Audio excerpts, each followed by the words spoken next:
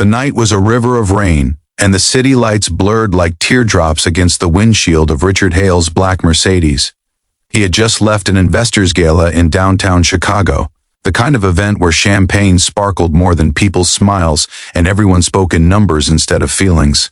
His phone buzzed beside him with unread emails, contracts, and another reminder of the life he had built, a billion-dollar empire born from sleepless ambition. Yet, for reasons he couldn't name, that night he took the longer route home. Maybe it was the rain, maybe the silence, or maybe something in his soul wanted to breathe beyond the marble and glass walls of his success. But then, at the edge of the city park, his headlights caught a figure, a woman sitting on a drenched bench, clutching something small and red against her chest. For a moment, Richard thought she was a ghost, the kind his exhausted mind invented after too many restless nights. But when he slowed down, the ghost became real, a young woman, soaked to the bone, trembling, her face pale and streaked with rain. If you believe in kindness, in second chances, and in how one small act can change a life forever, make sure to like, comment, share, and subscribe. Stories like this remind us that compassion still matters, even in a world that often forgets it. Richard hesitated, his hand hovering over the steering wheel. He wasn't the kind of man who stopped for strangers. His life was guarded, precise, filtered through assistants and tinted windows. Yet something about her, the way she shielded that bundle as if the world itself were an enemy, pulled him toward her. He parked, stepped out into the pouring rain, and walked toward her. The closer he came, the clearer the details, the bright red blanket, the faint cry of an infant beneath it, the woman's trembling lips whispering something he couldn't hear. She looked up, startled, fear flickering in her tired blue eyes. "Are you okay?" he asked, his voice low, uncertain. But the woman didn't answer right away. She just held the baby tighter, as if kindness itself might hurt her. Finally, she whispered, "We just need a place to stay tonight." Her name was Emily Carter, and she looked like life had already taken everything from her. She was young, late 20s maybe, but there was a weariness in her eyes that didn't belong to someone her age.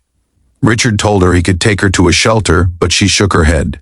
"They're full," she murmured. "Please, just somewhere dry for the baby." Against every instinct, he told her to get in the car.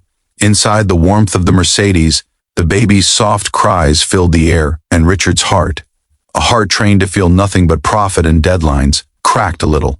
He drove her to a small motel on the outskirts of the city, paid for a room and handed her the key. She thanked him quietly, her voice trembling with gratitude. But when he turned to leave, she said something that stopped him cold. "You're a good man, Mr. Hale." He hadn't told her his name. For days he couldn't stop thinking about her. Something about her felt unfinished, like a sentence left hanging in his mind. He tried to bury himself in work, meetings, stock updates, construction plans for his new corporate tower. But every time he looked out his office window, he thought of that rain-soaked night. Against his better judgment, he went back to the motel a week later. The room was empty, no Emily, no baby, just a folded red blanket left behind on the bed. He should have let it go, but he didn't. That red blanket haunted him. Over the next month, small things in his company began to go wrong. First, a confidential document leaked. Then, a key investor pulled out. Rumors started, whispers that his ethics weren't as clean as his image. Richard's reputation, built over 20 years, began to crack like glass under pressure. Every time he tried to find the source, he hit a wall.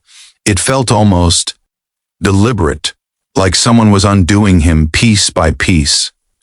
Then, one evening, as he sat alone in his penthouse office staring at the skyline, a knock came at the door. His assistant entered holding a thin file.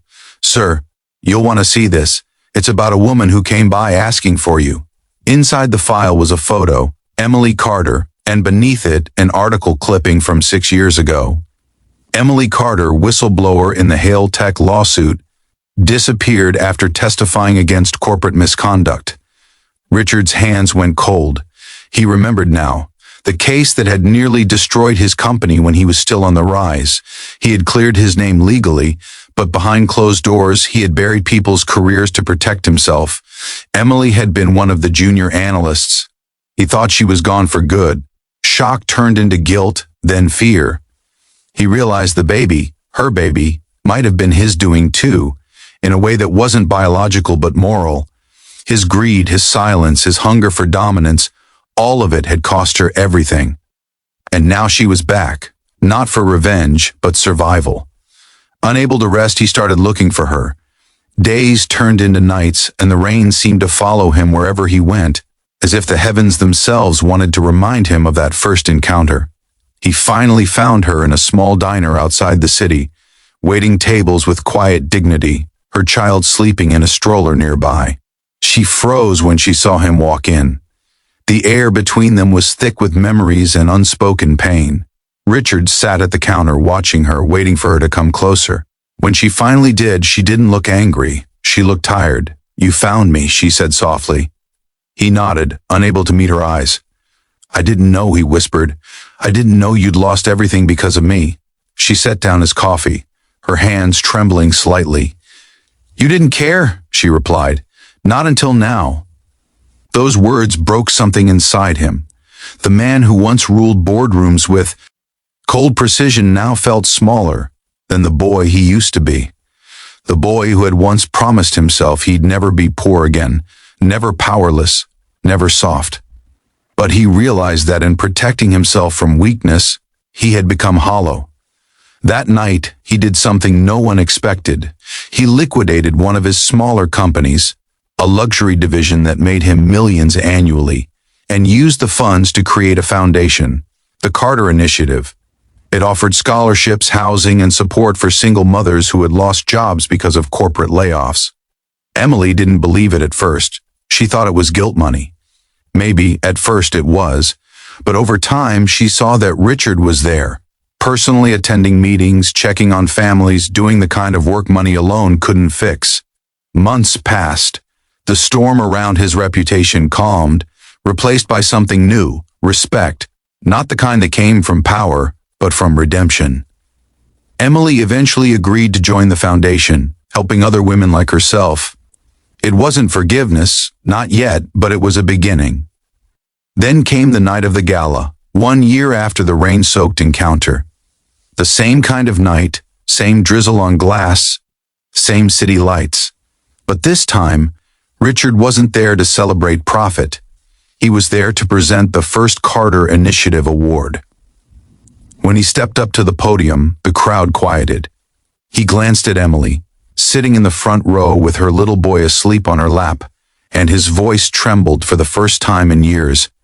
"I once believed success meant never stopping for anyone," he began. "But one night, I stopped my car, and that moment changed my life more than any deal I ever signed."